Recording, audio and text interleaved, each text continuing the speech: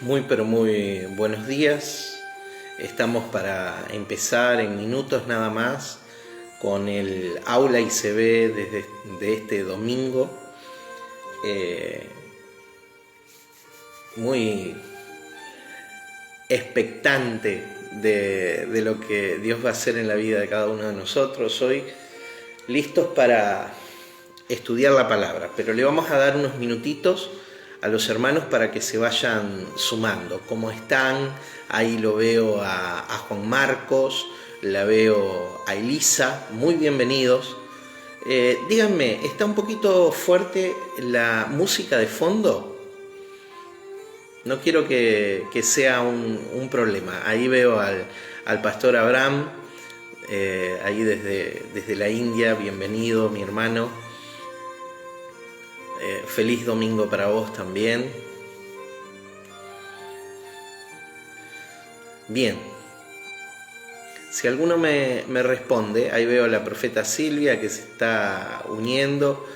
Ya eran varios esperando. Son casi 10. ¿Cómo estás, Gloria? Buenísimo verte.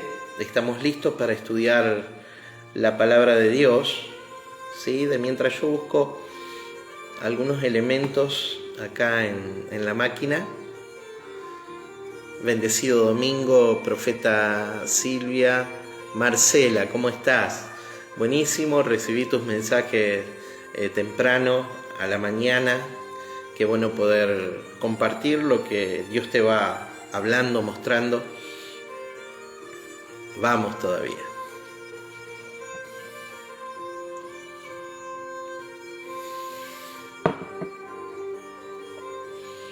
Bien, hoy desde una esquina de mi casa, desde donde hago las mañanas de oración, lo que pasa es que estuvimos en aislamiento al auditorio, entonces no pude salir desde donde hago habitualmente, aula ICB, entonces estoy desde casa. Pero quiero decirles que el resultado del hisopado del hermano Miguel, que es quien estuvo comprometido con su salud, dio negativo, así que es una muy buena noticia. Así que nos ponemos contentos con vos, Miguel, por esta situación. Ahí veo a Nélida, que nos está siguiendo desde Buenos Aires, a Federico y Teresa desde Santa Fe. Bienvenidos a todos ustedes. Buenísimo, Miguel, verte ahí y saber que no es COVID, que es una tremenda gripe nada más que tenés, pero bueno. Bien, estoy leyendo los mensajes que me están mandando. Ninguno me respondió si la música estaba muy fuerte. Doy por entendido de que está bien. Hoy vamos a necesitar concentrarnos mucho en el texto bíblico. ¿Sí? Vamos a pasear por toda la escritura porque hay que resignificar. Yo sí respondí, dijo Juan Marco. No vi tu respuesta. A ver, vamos a buscarla, Juan. Opa. Está un poco fuerte, me dice. Buenísimo. Perdón la desprolijidad, salgo de cuadro, pero vamos a acomodar esto.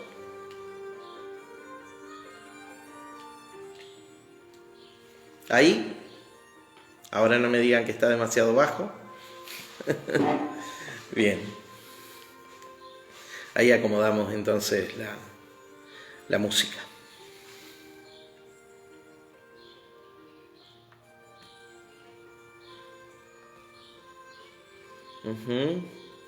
Tengo delante mío. Estoy abriendo en realidad un material que estoy escribiendo, no está cerrado ni mucho menos. Donde hablo bastante de esto que voy a compartir hoy.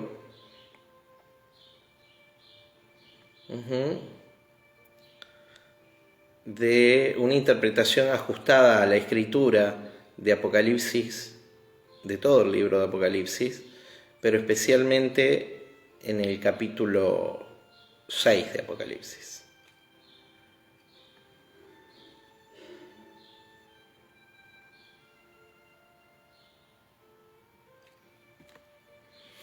Bien. Tengo acá cierta información que quiero... ¿Cómo estás, Saúl? Bienvenido. Anoche estuvo en casa Saúl compartiendo con nosotros y disfrutando el partido de Argentina. Vimos el partido juntos ayer, junto a Facundo.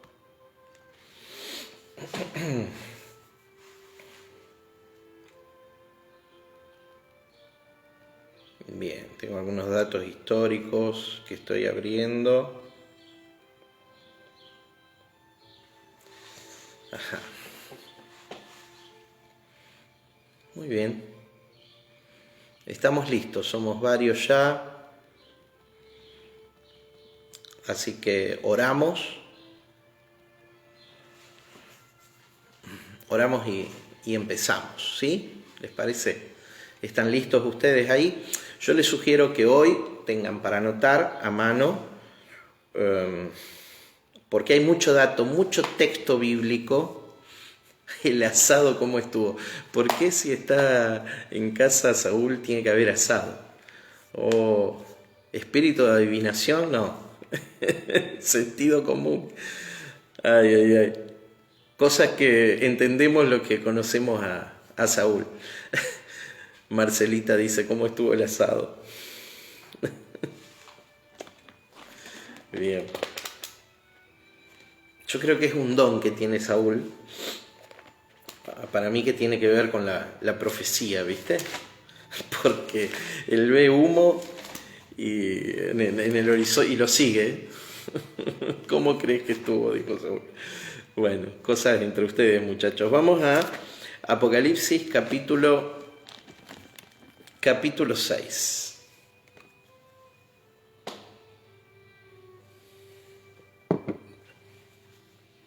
Oramos antes. Antes de ir a Apocalipsis, me río de los comentarios de Saúl. Ustedes, si tienen abierta la pantalla de chat, también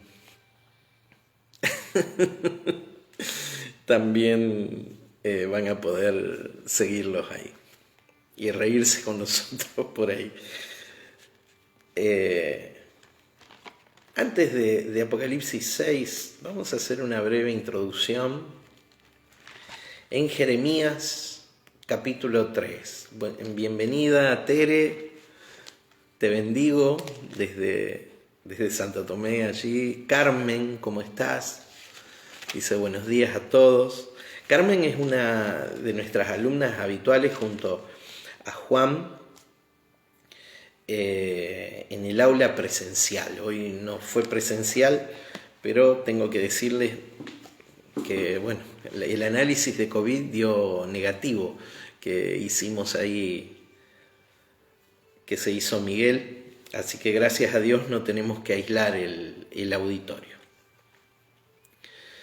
Sí, le pido que oren, hermanos, porque tengo aislado uno de los centros residenciales, el de Reconquista, por un caso de COVID positivo de uno de los chicos. ¿Sí? Es la primera vez que tengo COVID positivo en Reconquista. Ya lo tuvimos en Santa Fe y gracias a Dios ya superamos esa etapa con los adolescentes allá en Santa Fe. Ahora me toca con los niños acá en Reconquista. Le pido que oren para que ellos estén bien. Dice la profeta Silvia Pérez que celebramos un año más de vida. Feliz cumple, Graciela Campana. Buenísimo, Graciela, allí desde Rosario. Hermanos, quiero hacer esta mención porque por ahí nos ve mucha gente de afuera y nos han preguntado cómo pueden hacer para apoyar o participar financieramente del ministerio.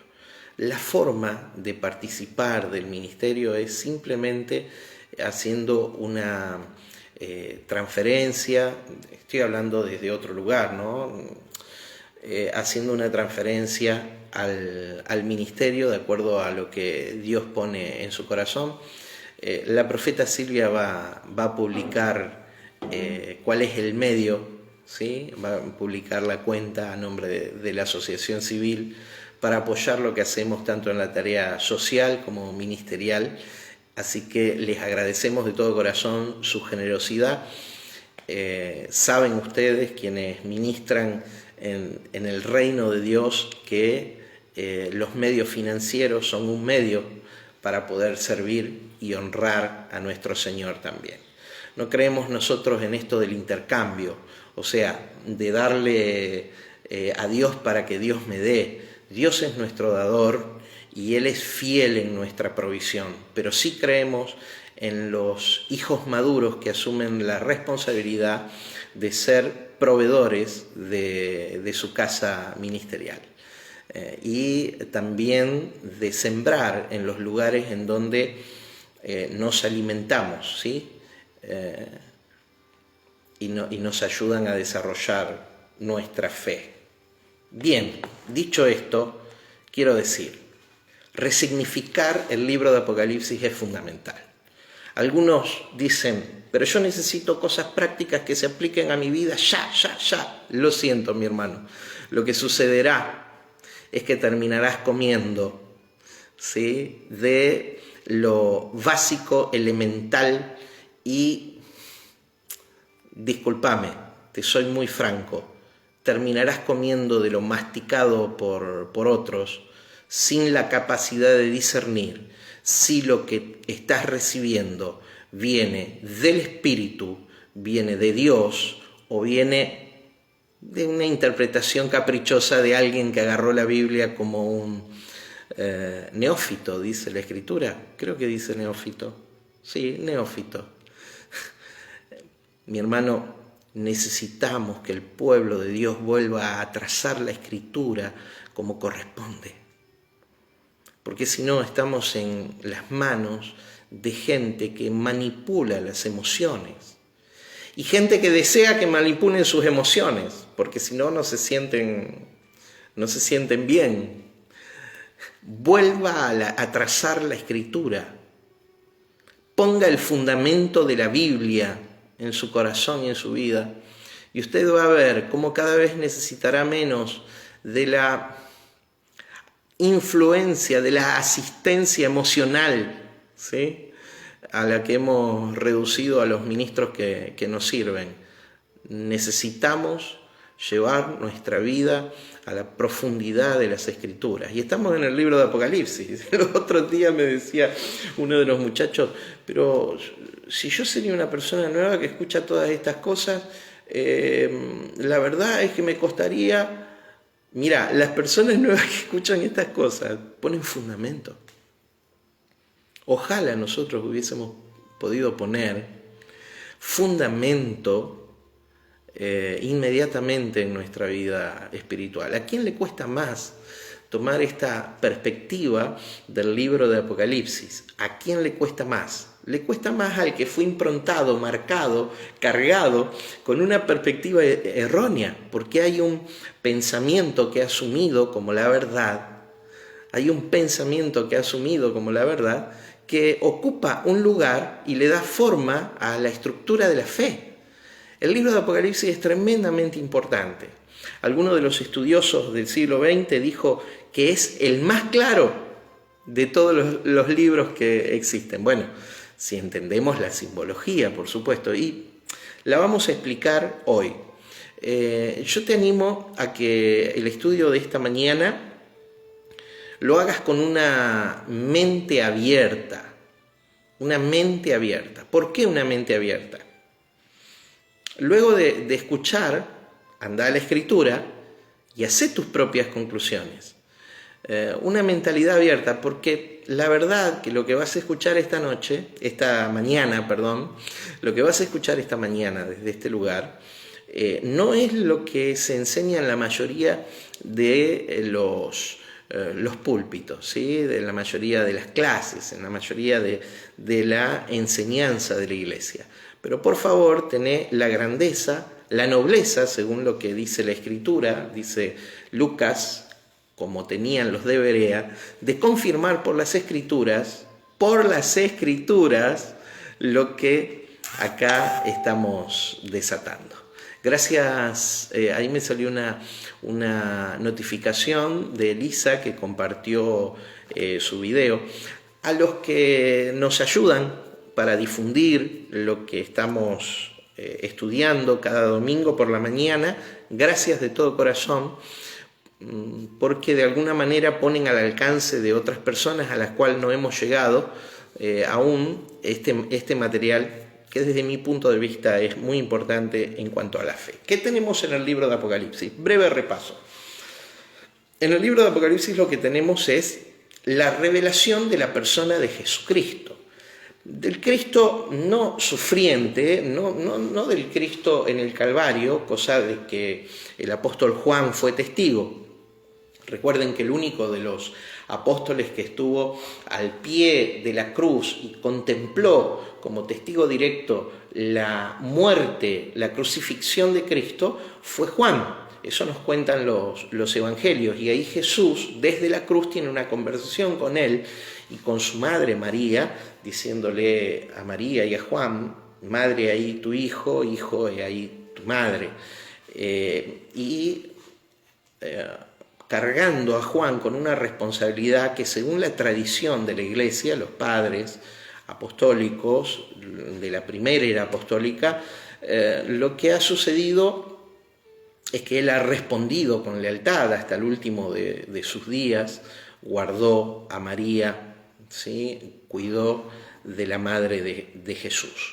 Ahora, Juan no solamente es testigo de la crucifixión, sino que ahora a Dios, en su soberana voluntad, le plació, determinó que le gustó que Juan viese una visión completa, extraordinaria, de el Cristo glorificado, resucitado. Y eso lo tenemos en el capítulo 1 del libro de Apocalipsis, y también en toda la presentación que hace de la persona de Cristo, el libro de Apocalipsis. Entonces, ¿qué tenemos que encontrar? ¿Qué tenemos que buscar en este material? ¿Qué tenemos que buscar en este libro? En este libro lo que tenemos que buscar es la revelación de la persona de Cristo. Bien, luego, en el castellano y a partir de las interpretaciones de la Iglesia, a través de los siglos, las diferentes escuelas de interpretación, lo que ha sucedido es que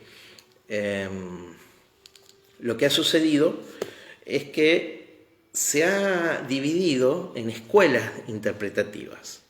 Muchos adhieren hoy, tal vez la más difundida de todas las posturas, a una perspectiva futurista de Apocalipsis, que Apocalipsis habla de cosas que van a suceder en el futuro. De hecho, con el tema de la pandemia y demás, muchos dijeron: estas son las pestes que hablaba la Escritura. Mi hermano, a ver, lo digo claramente, las pestes que hablaba la Escritura sucedieron en los tiempos bíblicos, y hoy lo vamos a comenzar a explicar con datos históricos, ¿sí? Por eso es importante lápiz y papel en la clase de esta mañana. Bien, esto es una perspectiva para ver el libro de Apocalipsis, pero hay una segunda perspectiva que tiene que ver con que todos los hechos narrados en el libro de Apocalipsis sucedieron en la historia, ya sucedieron en la historia. Y a esto le llamamos la perspectiva preterista, ¿sí? Que encontramos su raíz en la Escritura, en algunos de los patriarcas de la Iglesia, los padres apostólicos, y su desarrollo doctrinario con el transcurrir de los siglos. Bueno, hasta que en el siglo XVIII, una corriente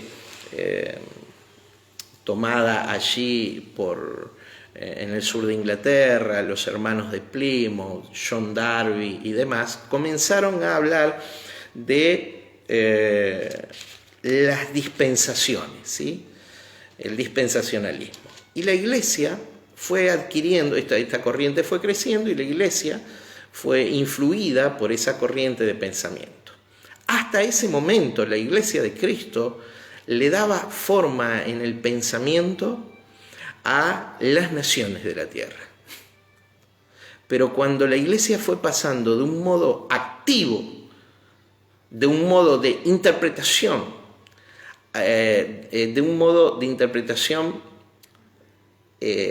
participativa de las cosas que sucedían en este mundo, a un modo espera, cuando fue cambiando esto, la Iglesia de Cristo creció numéricamente, pero perdió su influencia, pero perdió su condición, de alguna manera, de cabeza operativa de las naciones. Muy importante recuperar lo que implica el libro de Apocalipsis, ¿sí? Y renovar la perspectiva de la Iglesia para que la Iglesia ocupe el lugar que tiene que ocupar. Por favor, ahí donde está, diga conmigo, reino de Dios. Del reino de Dios hablamos cuando hablamos de la revelación del Cristo presente. Porque Cristo y el reino son lo mismo. Estar en Cristo y estar en el reino es exactamente lo mismo. Usted está en Cristo, entonces está en el reino, porque Él es el Rey y Él es el reino. El apóstol Pablo dice que fuimos trasladados, ¿sí?, del reino de las tinieblas al reino de su amado Hijo. También, eso lo dice en la carta a los Colosenses, pero también en Efesios dice una y otra vez que nuestra posición espiritual es estar en Cristo. En Cristo estamos, disfrutamos de su reino, disfrutamos de su gobierno, ¿sí? Y del reino de Dios habla el libro de Apocalipsis. ¿Por qué? Dice en el capítulo 1, verso 6, y Él nos hizo reyes y sacerdotes para Dios nuestro Padre. Y Él nos hizo reyes y sacerdotes para Dios nuestro Padre. ¿Cuál es el tema secundario en el libro? Hoy día, por la impronta de la religión, de la teología moderna, podemos decirlo, de la Iglesia, o reciente de la Iglesia más que moderna, la palabra y culturalmente, y su influencia en la cultura, la palabra Apocalipsis está asociada a desastres y cosas que pasan en el mundo hoy. En realidad, la palabra Apocalipsis significa revelación, la revelación de la persona de Cristo. Y en cuanto a los hechos de los que habla la profecía de Apocalipsis, son hechos que en la historia podemos encontrar evidencias de su cumplimiento cabal, completo. Por eso, cuando entramos en el capítulo 6 y comienzan los sellos esos que en el capítulo 4 y en el capítulo 5 nadie era digno de abrir ni de desatar, pero que aparece el Cordero Inmolado, la raíz de David, el león de la tribu de Judá, que había vencido y entonces era digno de abrir los sellos, ¿sí? ¿Y qué pasa cuando este Cordero, en la dimensión del Espíritu, abre los sellos, según estudiamos la semana pasada? Bueno, tenemos el capítulo 6. Y de pronto, de una visión espiritual, vamos a una repercusión terrena, porque todo lo que sucede en la dimensión del Espíritu va a repercutir sobre la dimensión natural. Y empiezan los juicios, porque estos sellos desataban juicios. ¿Qué juicios? Desataban un día específico en el calendario profético que casi todos los profetas del Antiguo Testamento que están en el Tanakh, que están en la escritura hebrea, ¿sí? Casi todos los profetas hablaban de aquel día. Puede decir en su casa, como dijimos, reino de Dios, podemos decir nosotros también, aquel día. Aquel día, ¿a qué día se refería? En el Nuevo Testamento es llamado el día del Señor. Tanto el apóstol Pablo como el apóstol Pedro escribieron acerca del día del Señor que venía.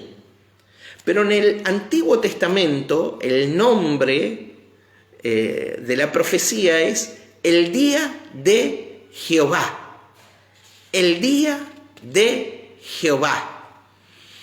Esto es lo que se cumple en el Nuevo Testamento. El día de Jehová. Y lo vamos a ver.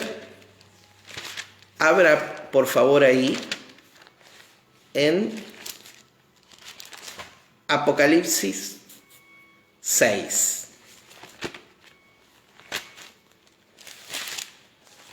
Leo Apocalipsis 6 y vuelvo al Antiguo Testamento. Vamos a leerlo entero. Antes vamos a orar. Padre, en el nombre de Jesús, oramos, Señor, en el nombre precioso que es por sobre todo nombre, para que los ojos de nuestro entendimiento sean abiertos a la luz de las Escrituras y que podamos entender y ver y disfrutar, Señor, de lo que vos tenés para nosotros. En el nombre de Jesús de Nazaret. Amén. Bueno, antes de empezar, tuve un problema técnico. Se me apagó un aparato, así que me tengo que levantar a buscar un cable. Permiso, son cosas que pasan en el vivo.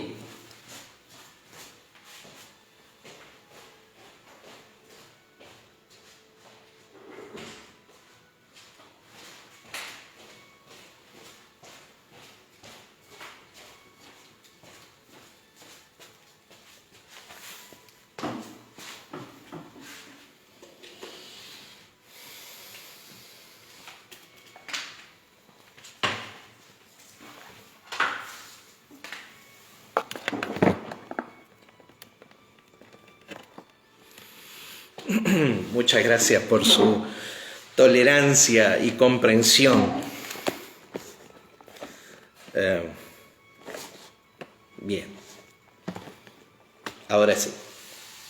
Apocalipsis capítulo 6. Buenos días, Eri. Buenos días, Gaby. Bárbaro verlos ahí. Vi cuando el Cordero abrió uno de los sellos y oí a uno de los 4 seres vivientes decir como voz de trueno: ven y mira. Y miré, y he aquí un caballo blanco, y el que lo montaba tenía un arco, y le fue dada una corona, y salió venciendo y para vencer. Cuando abrió el segundo sello, oí al segundo ser viviente que decía: ven y mira. Y salió otro caballo bermejo, y al que lo montaba le fue dado poder para quitar de la faz de la tierra la paz, y que se matasen unos a otros, y se le dio una gran espada. Cuando abrió el tercer sello, oí al tercer ser viviente que decía: ven y mira. Y miré, y aquí un caballo negro, y el que lo montaba tenía una balanza en la mano.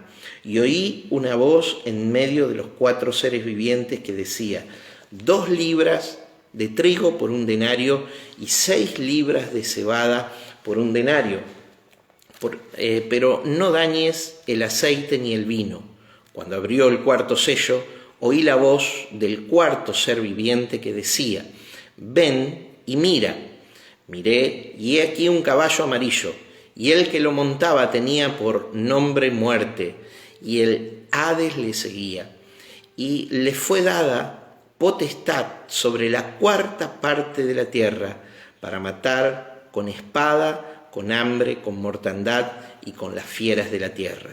Cuando abrió el 5.º sello, vi bajo el altar las almas de los que habían sido muertos por causa de la palabra de Dios y por el testimonio que tenían. y clamaban a gran voz, diciendo: ¿hasta cuándo, Señor, santo y verdadero, no juzgas y vengas nuestra sangre a los que moran en la tierra? Y se les dieron vestiduras blancas, y se les dijo que descansasen todavía un poco de tiempo, hasta que se completara el número de sus consiervos y de sus hermanos, que también habían de ser muertos como ellos. Miré cuando abrió el sexto sello, y aquí hubo un gran terremoto, y el sol se puso negro como tela de silicio, y la luna se volvió toda como sangre, y las estrellas del cielo cayeron sobre la tierra, y como la higuera deja caer sus higos cuando es sacudida por un fuerte viento, y el cielo se desvaneció como un pergamino que se enrolla, y todo monte y toda isla se removió de su lugar, y los reyes de la tierra, y los grandes, los ricos, los capitanes, los poderosos, y todo siervo y todo libre se escondieron en las cuevas y entre las peñas de los montes, y decían a los montes y a las peñas: caed sobre nosotros y escondednos del rostro de aquel que está sentado sobre el trono y de la ira del Cordero, porque el gran día de su ira ha llegado, y ¿quién podrá sostenerse en pie? Relato extraordinario de la palabra de Dios. Ahora, no se permitan asustar con estas cosas, mis hermanos. Este lenguaje es un lenguaje simbólico de hechos sucedidos en el pasado. Y lo vamos a ver esta mañana, porque el mensaje secundario del libro de Apocalipsis es el cambio de administración de Dios. Cómo Dios deja la administración antigua, del antiguo pacto, ¿sí? Y a plenitud establece una dimensión del Espíritu, ¿sí?, gobernando en la tierra con su amada esposa, la Iglesia de Cristo. Y esa secuencia, ese cambio de administración, lo encontramos en el libro de Apocalipsis. ¿Cómo es que lo encontramos? Si el nuevo pacto está vigente a partir de la cruz del Calvario, claro. Pero los elementos que hacían a la práctica operativa del antiguo pacto todavía estaban sobre la tierra. ¿Cuáles eran esos elementos? La ciudad de Jerusalén y el templo de los hebreos. La ciudad de Jerusalén y el templo de los hebreos. En el capítulo 23 del Evangelio de Mateo, Jesús dice, ante la pregunta, cuando él está 23 de Mateo, cuando él estaba con sus discípulos, hace una sentencia y termina de predicar de los fariseos, ¿sí?, que se habían enseñoreado de la nación hebrea. Les dice: vuestra casa os es dejada desierta, desolada es la expresión. ¿Y cuál era la casa para la nación hebrea? La casa para la nación hebrea es la casa de oración, de la cual habla el capítulo 57 de Isaías, el templo de los hebreos. Vuestra casa es dejada desierta. Y en el capítulo 24, ahí Jesús desde el Monte de los Olivos recibe 3 preguntas que le hacen los discípulos. Las preguntas eran: ¿qué señales habrá del fin de siglo? ¿Qué señales, cuándo serán todas estas cosas? ¿Y qué pasará? Y Jesús, mirando el templo, empieza a hablar de las señales, Mateo capítulo 24, y en un momento dice acerca del tiempo, no da una fecha exacta, pero sí nos da un indicio certero de cuándo iba a ser desolada la casa, cuándo no quedará piedra sobre esta casa, como él lo dijo. Y él dice: de cierto no pasará esta generación. ¿Y qué significa la expresión esta generación en el escenario judío que Jesús lo estaba soltando, en el escenario hebreo? De cierto no pasará esta generación hasta que todas estas cosas acontezcan. ¿Qué era en el vocabulario, en el código hebreo, una generación. Según la Escritura, una generación, recuerda usted Moisés en el desierto, cuando a partir de el reporte de los 10 espías, el pueblo de Israel se va detrás de ese informe negativo que dice: somos ante los ojos de los pueblos que moran en la tierra como langostas. Y usted escuchó el reporte o leyó acerca del reporte, esto es Números 14, de Josué y Caleb diciendo: vayamos, pasemos, Dios está con nosotros, los comeremos como pan. Pero el corazón del pueblo se fue detrás de estos 10 espías que no veían la mano de Dios y el propósito de Dios para tomar la tierra, y desfalleció el corazón del pueblo. Y cuando Dios sentencia al pueblo, dice: nadie de esta generación ingresará a la tierra prometida. ¿Cuántos años pasaron? De ahí en adelante 38, pero en realidad, ¿cuánto es una generación? ¿Cuántos años pasaron desde que salieron de Egipto hasta que entraron a la tierra prometida? 40 años. En 40 años cayó una generación en el desierto, excepto Josué y Caleb. Entonces, digo, ¿qué es una generación para el escenario hebreo en el que Jesús ministraba? Una generación son 40 años. 40 años. ¿Y en qué año estábamos? Estábamos en el año 30 aproximadamente. ¿Y cuándo se cumplía una generación para el calendario de la cultura hebrea? ¿Cuándo iban a hacer estas cosas? Se oirán guerras y rumores de guerra. ¿Cuándo? 40 años después de esa profecía. Mi hermano, es así que en el año 70, la profecía de Jesús del capítulo 23 y el capítulo 24 de Mateo se cumple cabalmente cuando el general Tito, al mando de 4 legiones romanas, destruye, pone sitio durante 6 meses casi, 5 meses, y destruye la ciudad de Jerusalén sin dejar piedra sobre piedra. Y esto es lo que el apóstol Juan, escribiendo, no como dicen algunos cerca del año 100, sino escribiendo alrededor del año 66, en plena era de gobierno de Nerón, el libro de Apocalipsis, desde la isla de Patmos,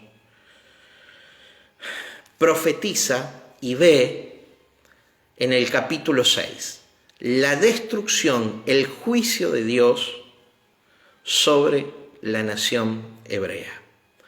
Porque es necesario la ruptura, el divorcio, el juicio claro de la nación hebrea para que pudiera expresarse a plenitud el plan y programa de Dios que representa la Iglesia de Cristo.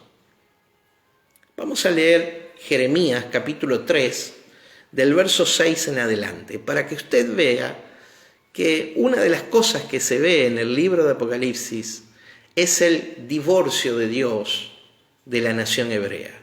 Para todos aquellos que vienen con una matriz judaizante a estorbar una fe que es clarísima en la Escritura y que quieren meter el germen de el legalismo dentro del pueblo de Dios, observe usted cómo Dios rompe esa relación que había iniciado con la nación de Israel. Para aquellos que dicen que Israel es el pueblo de Dios, quiero decir claramente que Israel ha perdido su estatus de pueblo de Dios, claramente en la Escritura, para dar lugar a una nueva administración de Dios llamada la Iglesia, en la cual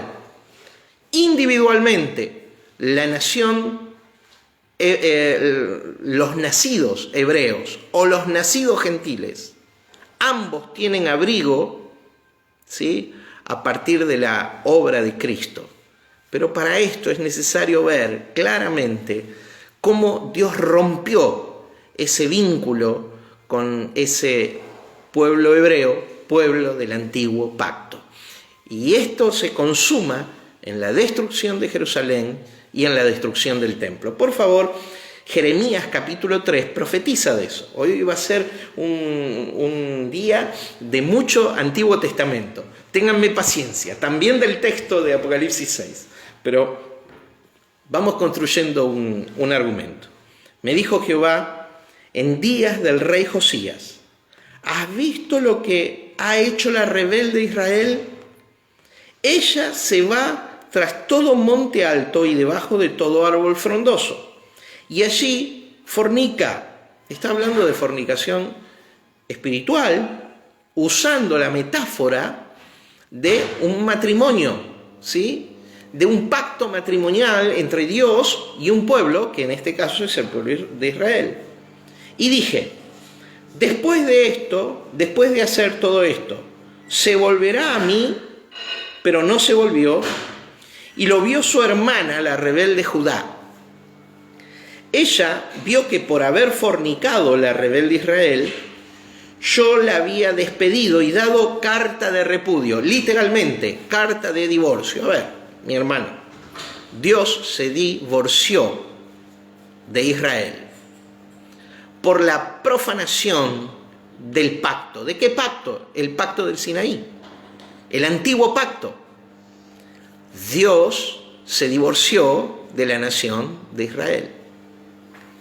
¿Recuerdan el Nuevo Testamento en el capítulo 5 de Mateo, cuando Jesús en el Sermón del Monte habla de si es lícito dar carta de divorcio, y dice que lo que Dios ha unido, el hombre no lo separe? Perfecto. Pero dice, porque el que se llega a la repudiada, fornica, adultera, ¿sí? Adultera, a no ser por causa de fornicación. ¿Qué significa a no ser por causa de fornicación? Está avalando esta ruptura de pacto con la única justificación que tenemos para un repudio, porque este es el motivo por el cual Dios repudia, se divorció, rompió el pacto, ¿sí? Porque primero el pacto fue transgredido por la nación de Israel. Ahí me preguntan, ¿qué sería Judá? Bueno, en este tiempo que profetiza Jeremías, Israel son las 10 tribus del norte, Judá son las 2 tribus del sur, ¿sí? Dice, pero no tuvo temor la rebelde Judá, su hermana, sino que también fue ella y fornicó, y sucedió que por juzgar ella cosa liviana, su fornicación, la tierra fue contaminada y adulteró con la piedra y con el leño. Está hablando de la idolatría. Con todo esto, su hermana, la rebelde Judá, no se volvió a mí de todo corazón, sino fingidamente, dice Jehová. Entonces usted ve ahí que Dios repudia, o sea, se divorcia del pueblo del antiguo pacto. Pero ¿dónde tiene el cumplimiento? Porque esto es una profecía. ¿Dónde tiene el cumplimiento? En una profecía en el libro de Apocalipsis. Apocalipsis bien pudiera llamarse el Apocalipsis de los hebreos, ¿sí? ¿Por qué? Porque aparece el Cordero digno en el cielo de abrir los sellos. Y cuando Él desata el primer sello, ¿qué sucede? ¿Qué sucede cuando desata el primer sello? Aparece un caballo. Permítanme que el aparato que volvió a funcionar, porque me había quedado sin corriente, ahora tengo que volver a abrir los archivos. Verso 1 y verso 2. Cuando el Cordero abrió los sellos. Denme 2 segundos que estoy reabriendo los archivos que se cerraron.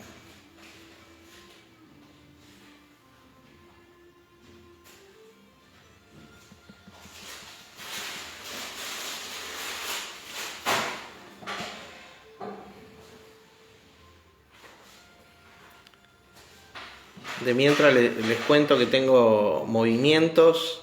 Los ruidos que ustedes escuchan son movimientos acá alrededor mío, porque está llegando mi gente. Bien.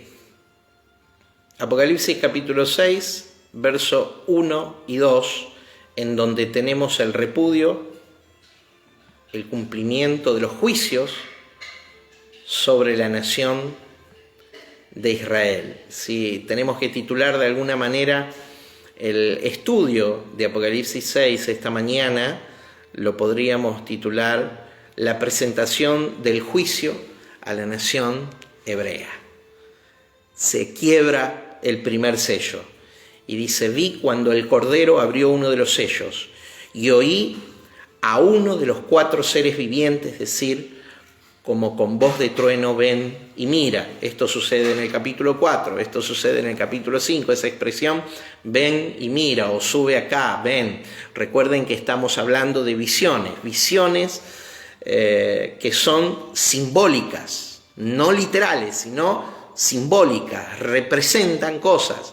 Estos no son caballos que salieron a cabalgar, que se desatan en la tierra, como leímos en capítulo 6 de Apocalipsis, sino son símbolos. Este caballo, este primer caballo del verso 1 y verso 2 del capítulo 6, representa, ¿qué representa? Este caballo blanco.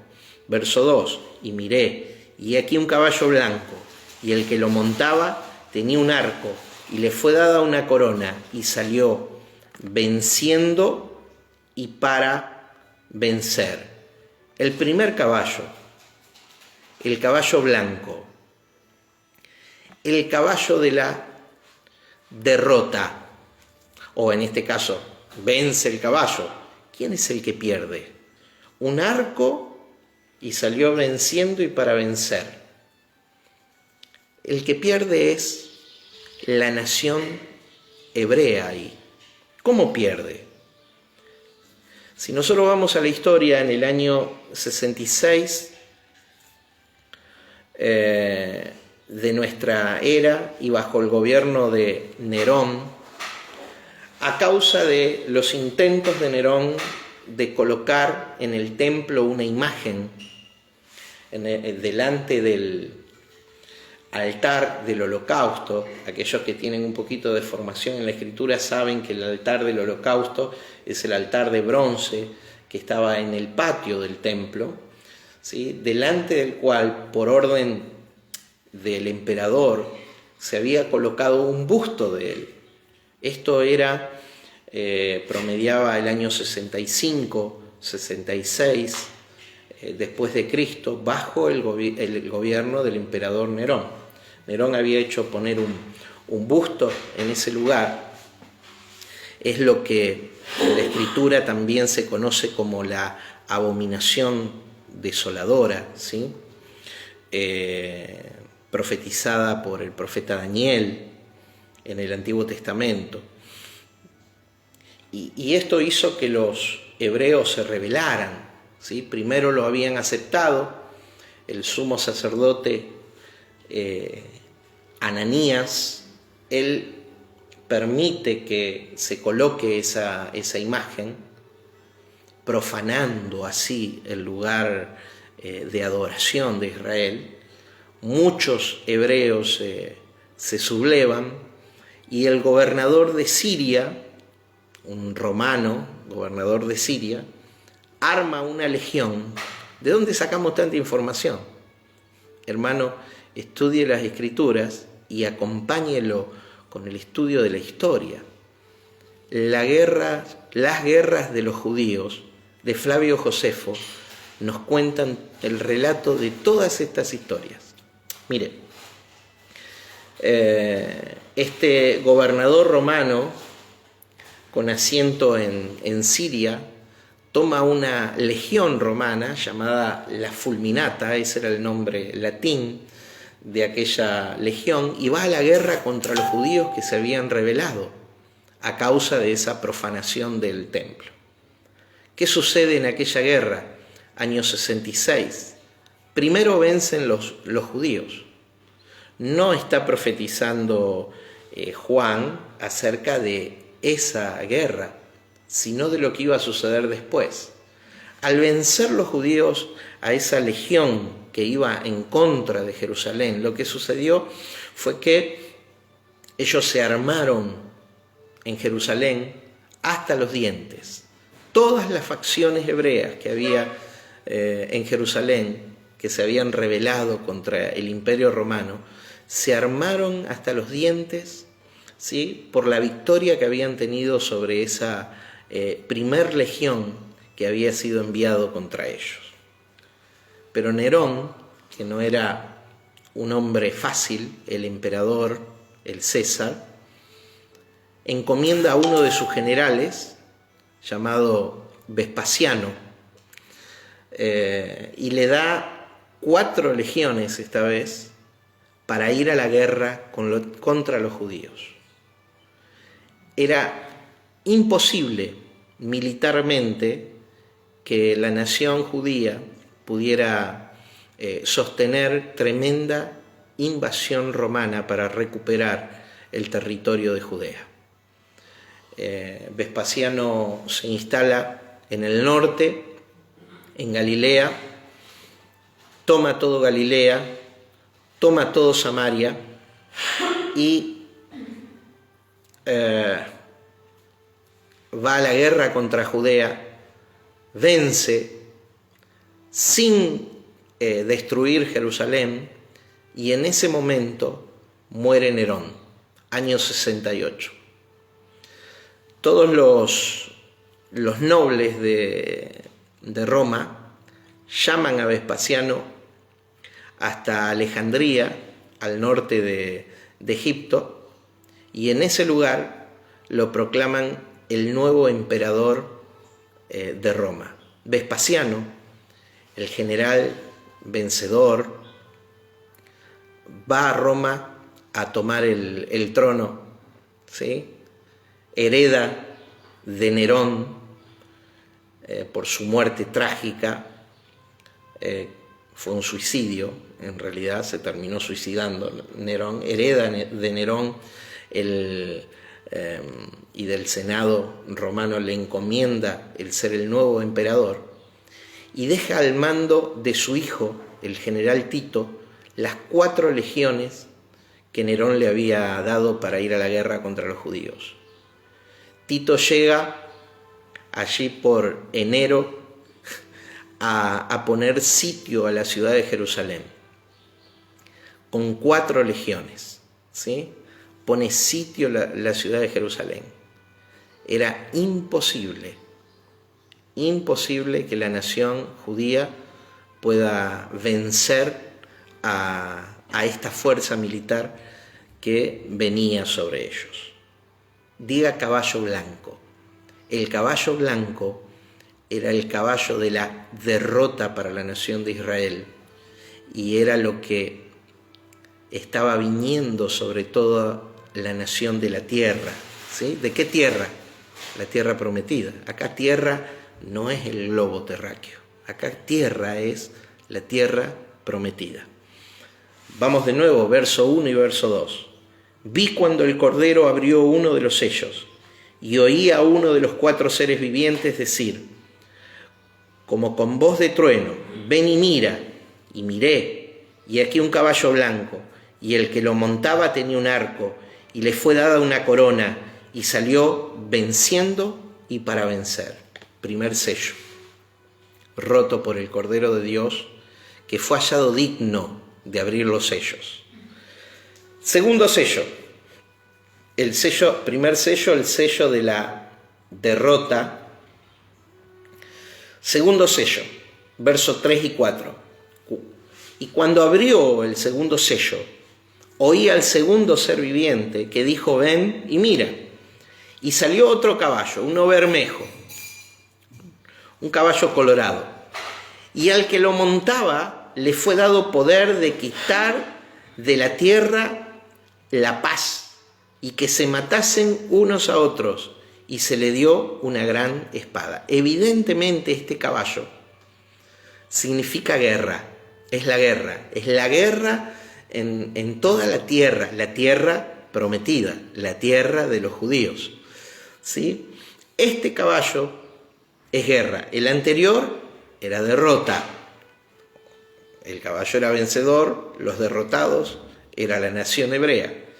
El segundo caballo, este caballo colorado, el blanco era derrota, el colorado, ¿qué es?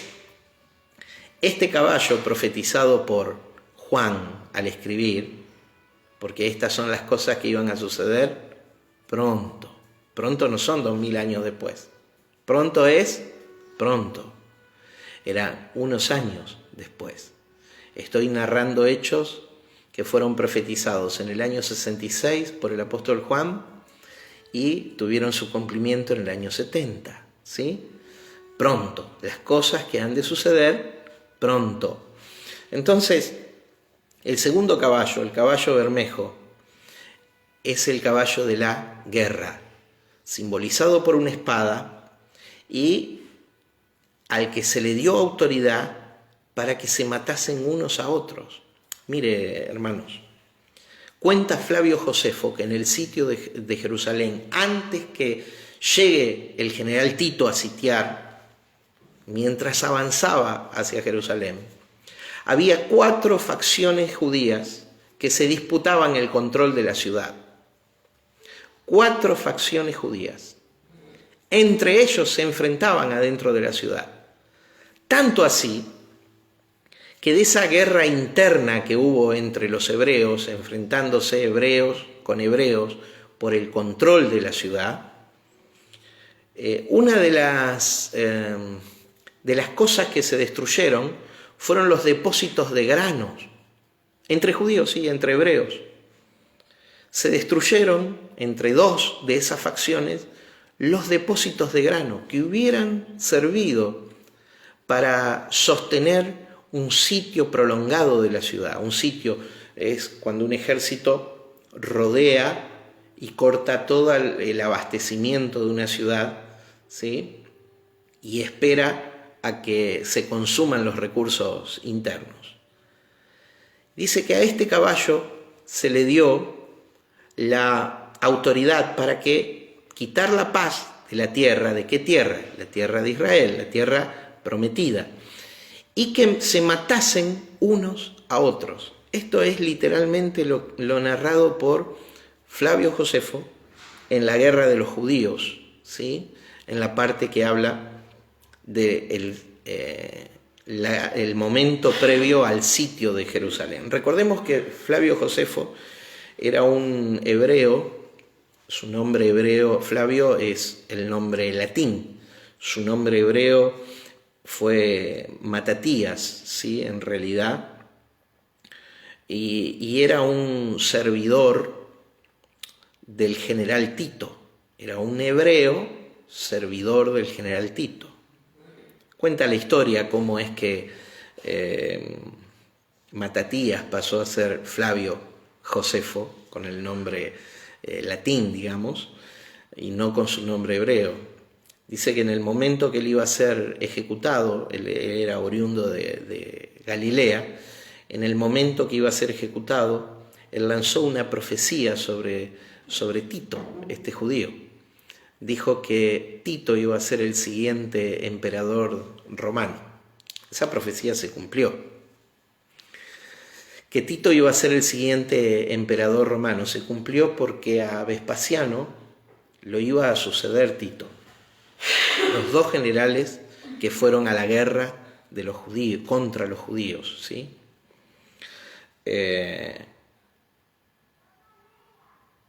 Y en ese momento, Tito, que era muy supersticioso, lo hizo su ladero.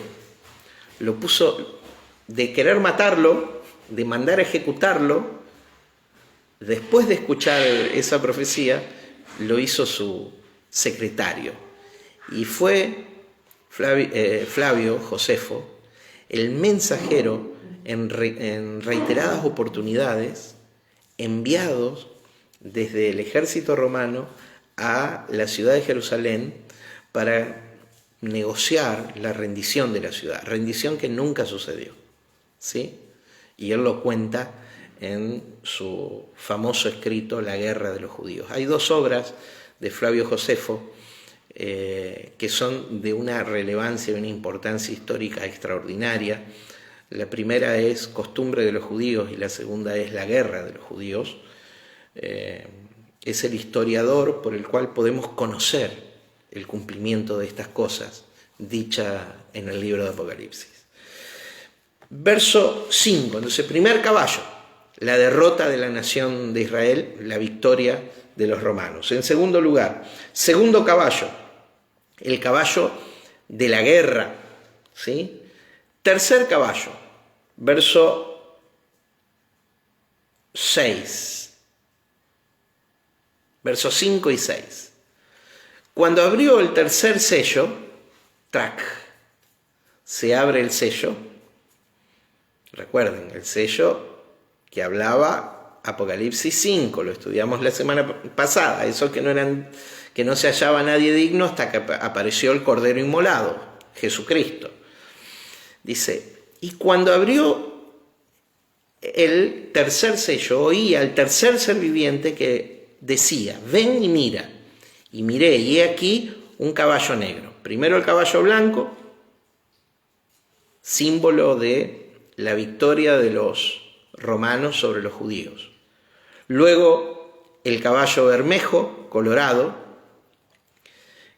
el caballo que representa, que es símbolo de la guerra que venía sobre la nación. El tercer caballo, cuando oí al tercer ser viviente que decía, ven y mira, y miré y aquí un caballo negro, y el que lo montaba tenía una balanza en la mano. Tenía una balanza en la mano. 2 libras de trigo, y lo oí decir, 2 libras de trigo por un denario y 6 libras de cebada por un denario, pero no dañes el aceite ni el vino. El tercer caballo trágico que viene sobre la tierra a juzgar a la nación hebrea por su infidelidad espiritual a Dios, porque mirarán al que traspasaron y temerán, dice la Escritura. Fue el caballo negro del hambre en el sitio de Jerusalén. Y me remito a los datos históricos. Se decía que la mujer del sumo sacerdote, en otro momento, de las mujeres más encumbradas de la sociedad, respetadas y honradas de la sociedad judía, andaba por las calles mendigando un pedazo de comida de lo que fuera, porque habían pasado ya 4 o 5 meses de sitio de Jerusalén, y ver a esta princesa entre el pueblo hebreo de esa manera era desconsolador. Escribe Flavio Josefo sobre esto. ¿Por qué? Porque no había comida. La comida valía una fortuna dentro de la ciudad. No había cómo comprarla la comida. Fuera, los ejércitos romanos consumían 4 legiones. Estamos hablando de muchos miles de hombres. Consumían todos los recursos que producía la tierra. El tercer caballo era el hambre. Verso 7. Y cuando abrió el cuarto sello, oí la voz del cuarto ser viviente que decía, ven y mira. Estamos viendo 6 sellos. El séptimo pertenece al capítulo siguiente. Los 6 sellos primeros que se rompen 7 sellos, pero los 6 lo vemos en el capítulo 6. Los 6 primeros lo vemos en el capítulo 6 y lo vamos a ver esta semana. El tiempo nos está permitiendo. Dice, cuando abrió el cuarto sello, oí la voz del cuarto ser viviente que decía, ven y mira. Miré, y aquí un caballo amarillo. Y el que lo montaba tenía por nombre Muerte, y el Hades le seguía. Y le fue dada la potestad sobre la cuarta parte de la tierra para matar con espada, con hambre, con mortandad, con las fieras y las fieras de la tierra. Y con las fieras de la tierra. La muerte, caballo amarillo, caballo blanco, caballo colorado, caballo negro y caballo amarillo. Los 4 jinetes del Apocalipsis, que en la cultura significan desastre. Lo eran, pero no para nuestro presente, no para nuestro futuro. Lo fueron para los juicios que se desataron, los sellos rotos. Son los juicios que se desataron sobre la nación para juzgar a la nación hebrea. Estos 4 primeros. Y el último, el caballo amarillo, la muerte. Dice que se le había dado potestad, autoridad sobre la cuarta parte de la tierra para matar con espada, con hambre, con mortandad y con las fieras de la tierra. Cuenta la historia que al final del sitio de Jerusalén, 1,5 millones de personas habían muerto. ¿Cómo? 1 millón en los tiempos de Jerusalén, ¿sí? 1,5 millones de judíos habían muerto en esas guerras, ¿sí? De rebeliones contra el imperio romano. El cuarto caballo, el caballo amarillo.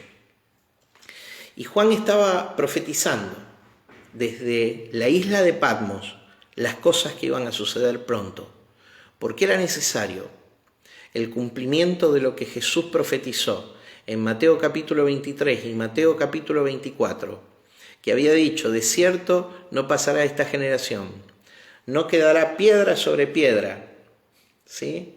Y hoy solo tenemos en Jerusalén, 2000 años después, el testimonio de un pedacito de muro, el muro de los lamentos donde concurren los hebreos de hoy a orar en aquel lugar, ¿sí?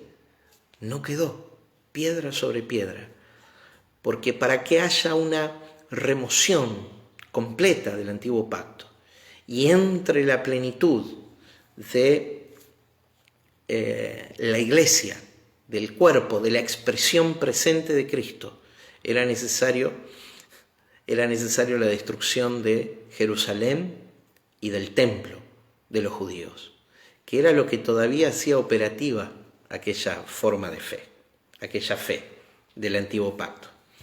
Bien, vamos al quinto sello, verso 9. Cuando abrió el quinto sello y vi bajo el altar las almas de los que habían sido muertos por causa de la palabra de Dios y por el testimonio que tenían, y clamaban a gran voz diciendo, ¿hasta cuándo, Señor, santo y verdadero, no juzgas y vengas nuestra sangre en los que moran en la tierra? Y se le dieron vestiduras blancas y se les dijo que descansasen todavía un poco de tiempo hasta que se completara el número de sus consiervos y de sus hermanos, que también habían de ser muertos como ellos. ¿Recuerdan a Jesús mirar Jerusalén? Acuérdense, de Jerusalén, de las profecías de la destrucción de Jerusalén hablamos. Mirar Jerusalén y dice, Jerusalén, Jerusalén, quise guardarlo bajo mis alas como la gallina que cuida a sus polluelos y no quisiste. Antes dice algo muy interesante. Jerusalén, Jerusalén, tú que matas a tus profetas y apedreas a los que te son enviados. ¿Quiénes son las almas que están debajo del altar? Todos aquellos enviados a anunciar el camino del Señor, que fueron muertos. ¿Quiénes son las almas? Recuerda al diácono, siervo, servidor, Esteban. Recuerda a Juan el Bautista. Recuerda quiénes son las almas que descansan debajo del altar. Todos los que habían sido enviados a Jerusalén, que fueron apedreados, que fueron muertos, que fueron ejecutados, y clamaban. Cuando se abrió el quinto sello, vi bajo el altar las almas de los que habían sido muertos por causa de la palabra de Dios y del testimonio que tenían, y clamaban a gran voz diciendo: ¿Hasta cuándo, Señor, santo y verdadero, no juzgas y venga nuestra sangre en los que moran en la tierra? Y la respuesta del Señor: y se le dieron vestiduras blancas y se les dijo que descansasen todavía un poco de tiempo. ¿Hasta cuándo? Hasta que se completara el número de sus consiervos, sus hermanos, que también habían de ser muertos como ellos. ¿Por qué el apóstol Pablo dice que él era un asesino, asolador de la iglesia? Porque de la misma nación hebrea él perseguía a los cristianos. Recuerden el camino a Damasco, la expresión de Jesús fue: Saulo, Saulo, ¿por qué me persigues? Allí están los hermanos, los consiervos que están siendo unidos a aquellos mártires del antiguo pacto, ¿sí? Y que es necesario que todavía se unan más a ellos, y después vendrá un día de venganza, porque el Señor dice: mía es la venganza, yo pagaré. Ahora bien, ¿quién fue el más grande de los perseguidores de los emperadores romanos de los cristianos? No solo de los judíos, mandó a la guerra a destruirlos a los judíos, pero también fue perseguidor de los cristianos, Nerón. Nerón, que hizo responsable a los cristianos de la destrucción de Roma, destrucción que seguramente él propició para edificar nuevos edificios en su nombre. Miren, Nerón fue quien entregó al circo romano a los cristianos. Nerón fue quien ejecutó a Pedro y a Pablo, pero esto lo vamos a ver más adelante. Entonces fue en el tiempo de Nerón que todavía había muchos mártires que se iban uniendo a estos que estaban debajo del altar de Dios, las almas de los que estaban debajo del altar de Dios. ¿Sí? ¿Por qué? A causa del testimonio y de la palabra. Verso 12, el sexto y último sello, y acá tenemos un par de cosas que explicar muy interesantes. Miré, cuando abrió el sexto sello, he aquí hubo un gran terremoto, y el sol se puso negro como tela de silicio, y la luna se volvió toda como sangre, y las estrellas del cielo cayeron sobre la tierra, como la higuera deja caer sus higos, como es cuando es sacudida por el viento. No ve acá el fin del mundo, hermano, no estamos hablando. Esto es simbólico, escuche, símbolos de cosas que sucedieron. Y el cielo se desvaneció como un pergamino que se enrolla, y todo monte y toda isla se removió de su lugar. Verso 15, y los reyes de la tierra, y los grandes, los ricos, los capitanes, los poderosos, todo siervo y todo libre se escondieron en las cuevas y entre las peñas de los montes. Y decían a los montes y a las peñas: caed sobre nosotros y escondednos del rostro de aquel que está sentado en el trono y de la ira del Cordero. Yo sé que nos enseñaron de que esto va a suceder en el futuro, pero mi hermano, la clave está en el verso 17. Observe lo que dice. Porque el gran día de su ira ha llegado, ¿y quién podrá sostenerse en pie? ¿Qué es el gran día de su ira? No es el fin del mundo, no es un juicio sobre las naciones de la tierra, no, es el juicio sobre la nación hebrea. Y hay un montón de textos en el Antiguo Testamento que prueban que aquel día o el gran día de la ira de Dios, ¿sí? Tiene que ver con el juicio sobre la nación hebrea. Vamos a mirar algunos textos. Quiero empezar, para los que quieren anotar, después repasan el video, es Abdías, versículo 15 al versículo 21. Joel, capítulo 1, versículo 15 al capítulo 2, versículo 11. Joel, capítulo 2, verso 28 al verso 32. Joel, capítulo 3, verso 14. Amós, capítulo 5, verso 18 al 20. Isaías, capítulo 2, verso 12 al 22. Capítulo 13, verso 6 al capítulo 14, verso 2. Sofonías, capítulo 1, verso 2 al verso 18. Jeremías, capítulo 30, del verso 3 al 9. Capítulo 46, verso 10.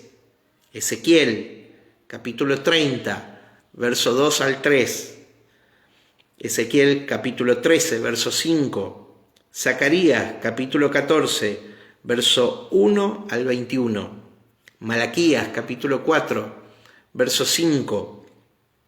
Lo dije recién en el orden de revelación, en la cronología histórica, ¿sí?, en que fue dado a los profetas, empezando por Abdías y terminando por Malaquías, ¿sí? No en el orden que aparecen en la Biblia, en el orden de revelación, en el año que profetizó cada uno de los profetas y que fue añadiendo a este juicio anunciado sobre la nación hebrea llamado el gran día de su ira o el día de Jehová, que en el Nuevo Testamento es llamado el día del Señor y de lo que nos habla Apocalipsis capítulo 6, verso 17.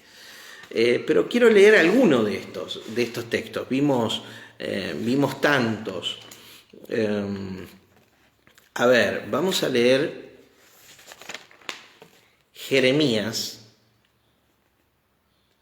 46:10, por ejemplo, dice: mas ese día será para Jehová de los ejércitos día de retribución, para vengarse de sus enemigos, y la espada devorará, y se saciará, y se embriagará de la sangre de ellos, porque sacrificio será para Jehová, Dios de los ejércitos, en tierra del norte, junto al río Éufrates, y sigue hablando. Jeremías capítulo 30, vamos a leer el mismo libro de Jeremías.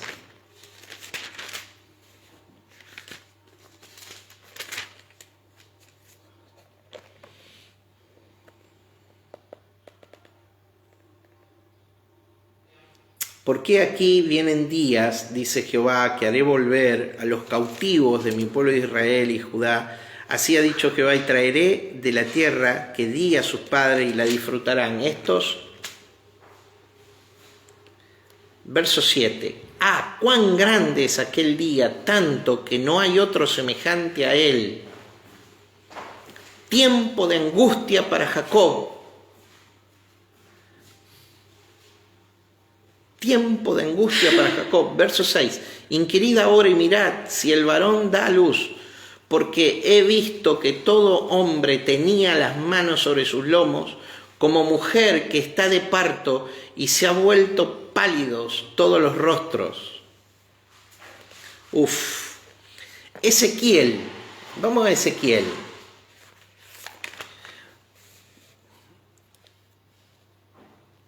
vamos a Ezequiel 30. A ver, Ezequiel 30. Solamente algunos textos, porque es tanto el material. Ezequiel 30, verso 2 y 3. Hijo de hombre, profetiza y di, así ha dicho Jehová el Señor, lamentad, ay de aquel día, porque cerca está el día de Jehová, día nublado, día de castigo de las naciones será, y vendrá espada, y siguen. Vamos a leer Isaías. Estoy leyendo solo de los profetas mayores, pero el tema principal de los profetas menores es justamente, de la mayoría de ellos, es justamente el día de Jehová, el día del juicio, que será juicio sobre Israel. Verso 14 de capítulo 3 de Isaías. Jehová vendrá a juicio contra los ancianos de su pueblo y contra sus príncipes, porque vosotros habéis devorado la viña y el despojo del pobre que está en vuestras casas. Capítulo 2, verso 12, para que veamos de qué habla. Porque día de Jehová de los ejércitos vendrá sobre todo soberbio y altivo, sobre todo enaltecido, y será abatido. También podemos leer Malaquías capítulo 4, verso 5. Dice en la última porción del Antiguo Testamento, dice, he aquí, yo os envío al profeta Elías antes que venga el día de Jehová grande y terrible. Mi hermano, todas estas profecías, que yo le sugiero que usted las lea, yo por una cuestión de tiempo, no lo hago. Vamos a leer alguna más, a ver, vamos.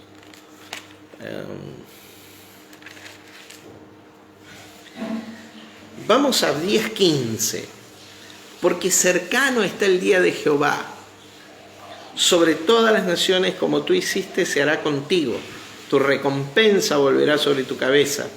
De la manera que vosotros bebiste en mi santo monte, beberán continuamente todas las naciones. Beberán y engullirán, y serán como si no hubiese sido. Mas en el monte de Sión habrá un remanente que se salve. De ese remanente llamado iglesia, formado por hebreos que han puesto su fe en Cristo y gentiles que han puesto su fe en Cristo. De ese remanente está hablando en el monte de Sión. Pero la nación judía, como pueblo del antiguo pacto, fue juzgada, y la profecía de aquel juicio es el libro de Apocalipsis. Entonces, Apocalipsis es el Apocalipsis de los hebreos en realidad, para dar lugar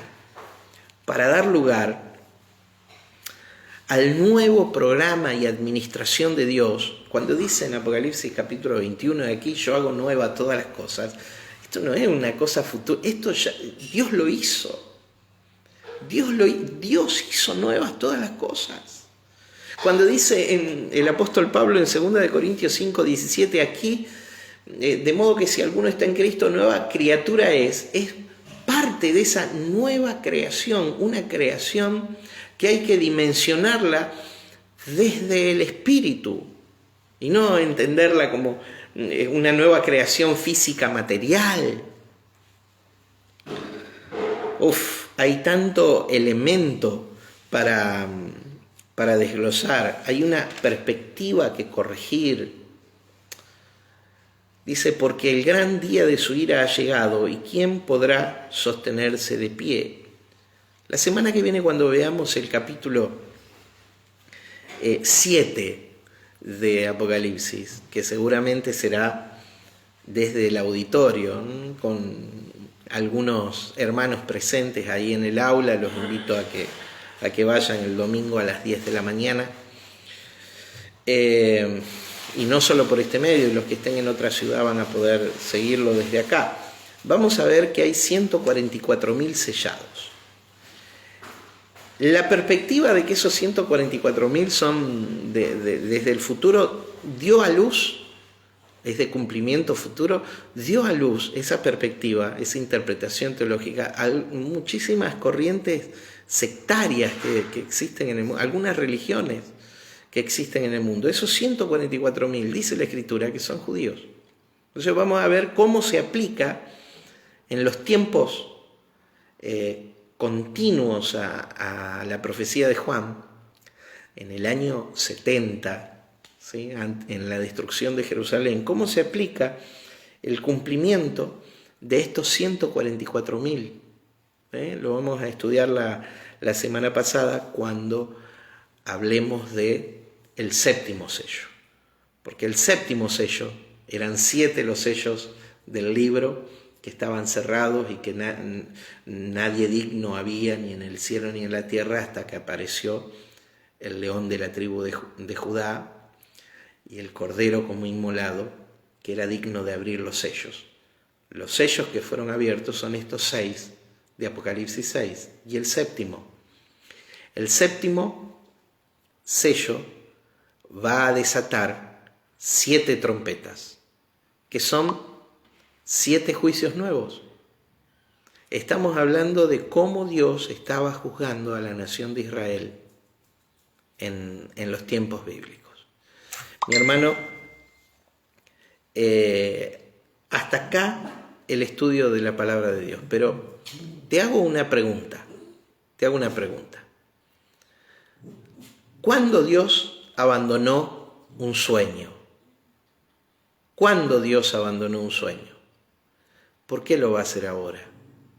Él creó los cielos y la tierra para que el hombre pueda expresar ser la habitación de Él. ¿Por qué Él iba a destruir los cielos y la tierra? No te dejes atemorizar, no te dejes improntar con interpretaciones que están destinadas a atemorizarte en lugar de a disfrutar de la plenitud de Dios en tu vida. Me gustaría que oremos juntos para que podamos asimilar toda esta información que fuimos recibiendo en este día, y una vez más, no nos dejemos intimidar por personas que tienen una interpretación, son sinceras, pero tienen una interpretación sesgada de los hechos. Y si estos hechos ya se cumplieron, ¿cómo es que debemos de esperar un cumplimiento futuro de ellos? Oramos. Disfruta la plenitud de Cristo en tu vida. Padre, en el nombre de Jesús, Señor, yo te doy gracias por poder abrir la palabra y ver la claridad que hay en ella. Señor, yo te ruego en el nombre de Jesús que vos, Señor, nos ayudes a entender, a asimilar, Señor, y a mover nuestra fe de manera clara a un cimiento estable, firme, poderoso. Señor, nosotros te queremos disfrutar. Vos sos la manifestación del reino. Nosotros estamos en el reino. Señor, ese reino no es un reino futuro. Esa plenitud no es algo para más allá, es para nuestro hoy y ahora. Y el día que partamos de este mundo, Señor, sabemos que tenemos recepción en vos, Señor.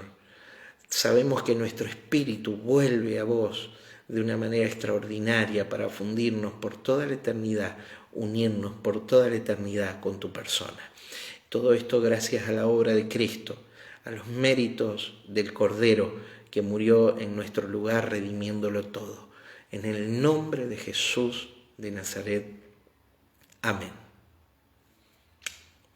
Un gusto, mis hermanos, haber compartido la palabra de Dios con ustedes. Y espero la semana que viene podamos de nuevo, pero ahora estudiando el capítulo 7.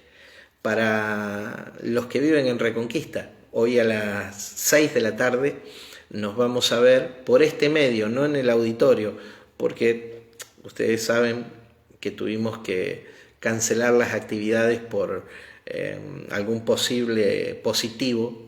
Ya se comprobó que no es positivo en COVID. Nuestro hermano Miguel se hizo un hisopado y le dio negativo, pero igual ya habíamos suspendido la actividad, así que vamos a salir junto a Juan Marcos seguramente desde mi casa hoy a las 6 de la tarde, y durante la semana ya retomamos las actividades en el auditorio.